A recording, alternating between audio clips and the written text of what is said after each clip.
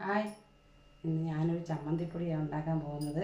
നമുക്ക് ചോറിന് കുഞ്ഞുങ്ങൾക്കൊക്കെ ചോറ് കൊടുത്തു വിടാനും ഒക്കെ നമുക്ക് രാവിലെ പെട്ടെന്ന് എല്ലാം പെട്ടെന്നൊന്ന് ശരിയാക്കി അവർക്ക് കൊടുക്കാൻ പറ്റുന്ന ഒരു കാര്യങ്ങളൊക്കെയാണ് ഞാൻ ചെയ്യുന്നത്. എന്തായാലും നമുക്ക് അതിച്ചിരി നേരത്തെ ചെയ്ത് വച്ചിരുന്നാൽ നമുക്ക് ആവശ്യത്തിന് രാവിലെ ചമ്മന്തിയൊന്നും അരയ്ക്കാനൊന്നും ആരും മെനക്കെടണ്ട. ഇതാകുമ്പം ഒരു പാട്ടയിലിട്ട് വെച്ചിരുന്നാൽ കുറേ നാളിരിക്കുകയും ചെയ്യും.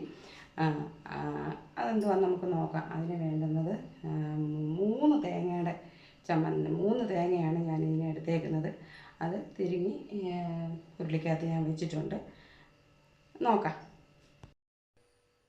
നമ്മൾ 3 തേങ്ങയാണ് തിരുമ്മി വെച്ചേക്കുന്നത്. നമ്മൾക്ക് അത് പിന്നെ അതിനകത്ത് ചേർക്കേണ്ട സാധനങ്ങൾ നമുക്ക് തേങ്ങയുടെ കൂടെ തന്നെ ചേർക്കണം. അതൊക്കെ എന്തൊക്കെയാണെന്ന് ഞാൻ പറയാം. ആദ്യമായിട്ട് ഇഞ്ചി കുറച്ച് ഇഞ്ചി നമ്മൾ ചേർക്കണം. അത് കഴിഞ്ഞ് കുറച്ച് വെളുത്തുള്ളി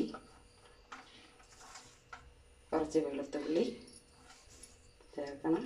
കുറച്ച് ഇത് നമുക്ക് പൊടിക്കാൻ നേരത്ത് പൊടിച്ചെടുക്കാൻ നേരത്ത് നമുക്ക് കുറച്ച് ചെറിയ ഉള്ളി വേണം.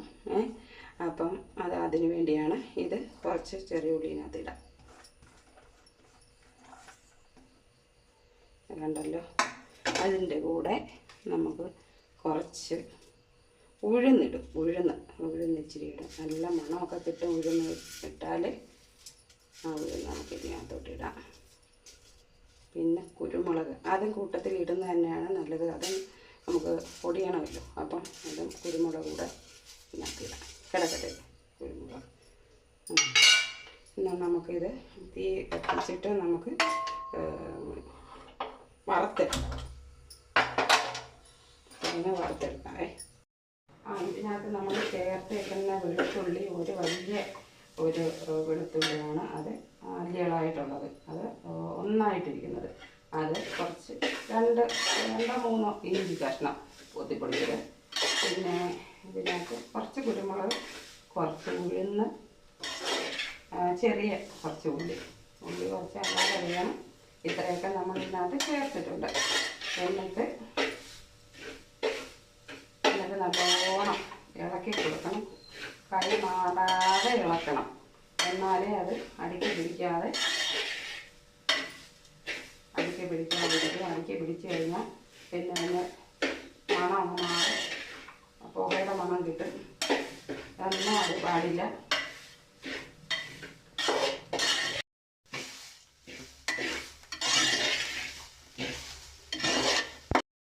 നമ്മൾ തേങ്ങ മുട്ടോണ്ടിരിക്കുകയാണ്. വൃത്തിയായിട്ട് മുട്ടണം. ഇതൊന്നും ആയിട്ടില്ല. കളർ മാറണം. നല്ല ചുമന്ന കളറാവണം. കൈ മാറ്റാതെ ഇളക്കണം.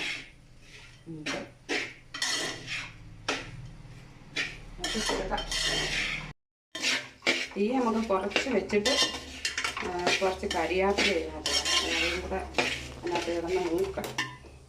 കരിയാപ്പില എല്ലാം ചിലന്തി വലയെല്ലാം കളഞ്ഞ് നല്ല നോക്കിയൊക്കെ വെച്ചേക്കുന്നതാണ്. അത് ഇട്ട് അതും കൂടെ മൂക്കണം. നല്ല ഒരു പിടി കരിയാപ്പില ഇടണം. അത് ഇളക്കി മൂക്കാറായി വരുന്നു. നമ്മുടെ മൂക്കാറായി വരുന്നു. നല്ല മണമൊക്കെ വരുന്നുണ്ട്.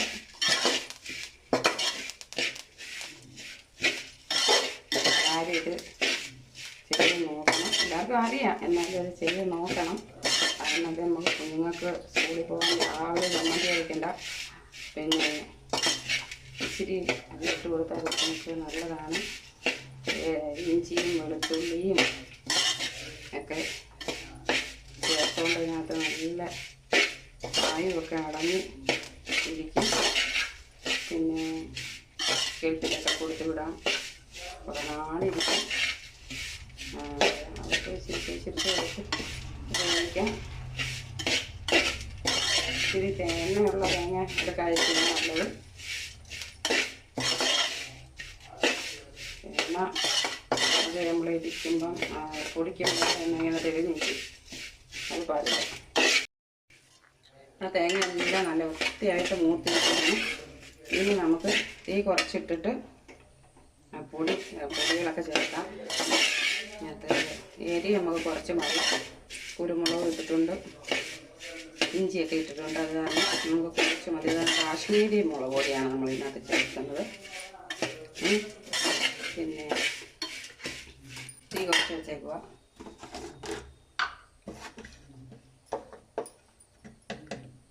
രണ്ട് സ്പൂൺ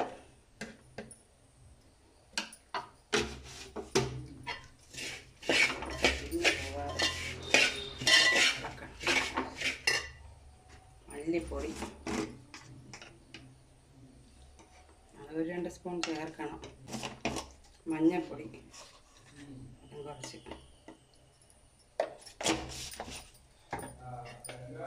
മഞ്ഞൾപ്പൊടിയൊന്നും ഒരുപാട് വേണ്ട.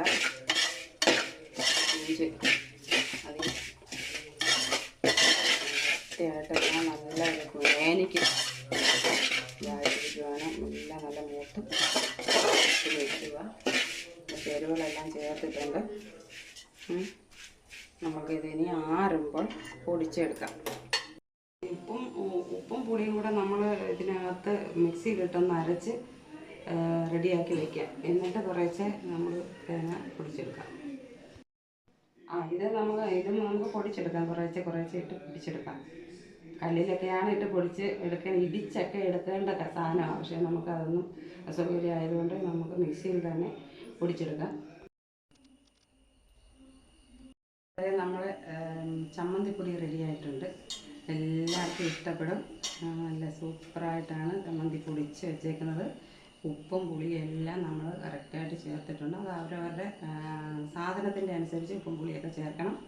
പിന്നെ അവസാനമായിട്ട് എനിക്ക് നിങ്ങളുടെ അടുത്ത് പറയാനുള്ളത്, നമ്മൾ ചമ്മന്തി പൊടിക്കുമ്പോൾ എണ്ണ തെളിഞ്ഞിങ്ങനെ വരും ചമ്മന്തി പൊടിക്കുമ്പോൾ. അപ്പം നമ്മൾ ചെറിയ ഉള്ളി നേരത്തെ റെഡിയാക്കി വെച്ചേക്കണം. ചെറിയ ഉള്ളി 2-3 കഷ്ണം അതിനകത്ത് നുറുക്കിയത് 2-3 കഷ്ണം അതിനകത്ത് ഇടുമ്പോൾ നമ്മൾക്ക് ആ എണ്ണ അതിനകത്തങ്ങ് പിടിക്കും. അപ്പോൾ ഇങ്ങനെ ഇങ്ങനെ ഇരിക്കുന്ന പോലെ ഉള്ള ചമ്മന്തിപ്പൊടി നമുക്ക് കിട്ടും അത് അരയ്ക്കുമ്പോൾ. അതുകൊണ്ട് എല്ലാവരും അതങ്ങനെ ചെയ്യണം. എല്ലാവർക്കും വീഡിയോ ഇഷ്ടപ്പെട്ടെന്ന് ഞാൻ വിചാരിക്കുന്നു. Thank you.